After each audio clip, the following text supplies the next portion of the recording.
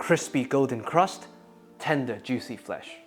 Today we're making Maryland crab cake, and the star of the show is the crab meat. Everything we do in this recipe is to help the crab meat shine. Starting with the binding agent, the mayo, which is our biggest deviation from the classic recipes. Today, we're using Japanese mayo, which is made from 100% egg yolk, which gives us a creamier texture. But what's more important is the egg yolk along with the rice vinegar would enhance the browning and give us a golden crust much quicker, which is essential for this dish because Maryland crab cake is one of the few recipes where the combined mixture without cooking is already extremely tasty. The faster and better browning would then help us preserve as much natural flavors from the crab meat as possible. Next up, some Dijon mustard and some subtle spice and depth, which would balance the richness of the crab and the Japanese mayo. And speaking of balance, a bit of lemon juice, again for the acidity. And to reinforce the tangy goodness of the Dijon mustard and to bring us a bit more umami, some Worcester sauce. Just a small touch. Now, conventionally at this point, you would also add an egg to help everything bind together. But given we already have the richness from the Japanese mayo, and to stay as neutral in terms of flavor as possible, I highly recommend that you substitute the egg with just a teaspoon of potato starch. Given the incredible moisture absorption capabilities of the potato starch, it's a wonderful and neutral binding agent. It would also help the crab cake brown much better. Give everything a mix. And I've added all the ingredients in this order to help mixing much easier, to not have lumps of individual ingredients with certain pieces of crab, with forming a thin layer of coating of this wonderful mixture. This is also a technique that you could use to dress your salad evenly. Once everything is coated, the star of the show goes in from the edges. And this is particularly important for crab cake because you want to preserve the texture of the lumpy crab meat that you or your fishmonger spend time picking. And we want to minimize the mixing. So we simply carefully fold, which is why we're using a spatula. Now, our second major deviation from the classics, we have some panko, crustless, slowly dried breadcrumbs, which are also coarser. This would give us a lighter, airier texture and more neutral flavor. And of course, panko, for anyone who's ever made katsu before, will help with browning tremendously. Crumbs start to absorb the moisture and bind everything together.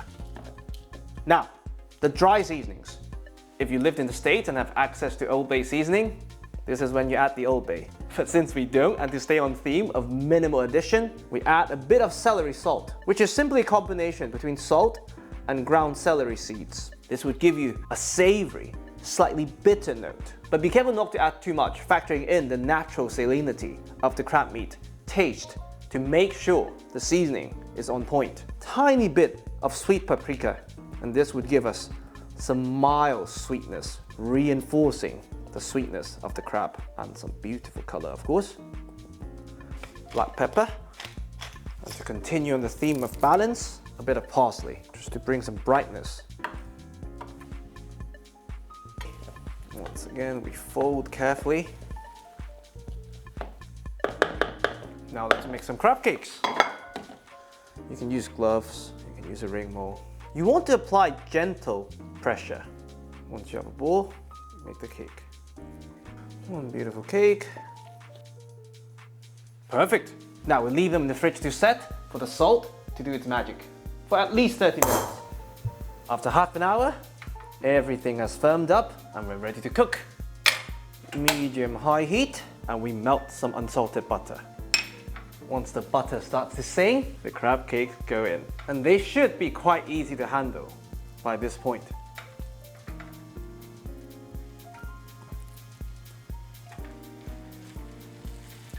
At the same time, I have preheated my oven to 200 degrees Celsius because we're going to do what's called single-sided searing. It's not because we're scared to flip them on camera. Yes, there is that too. But for something that requires only 2 to 3 minutes on each side to cook, you'll never get that wonderful crispy crunch you desire. So what we're going to do is we're going to give all the searing to one side while we give more flavor to the other. And to do that, once again, we enlist the help of the Japanese mayo. You simply take a brush and you quite roughly paint the top side, because this, with the fat of the egg yolk and the protein from the crab, would give us browning, the Maillard reaction when they hit the oven, while the core of the cakes would remain moist and juicy. We're getting the best of all three worlds. Perfect. Now, once the edges start to turn slightly golden, stove off, and this whole thing goes into the oven for about 8 minutes until the top side is slightly golden. After 10 minutes, we have these golden beauties. Let's plate one, shall we? Beautiful. Just look at that browning. My God. A bit of parsley, garnish, and a bit of lemon on the side. And that's our single-sided seared Maryland crab cake.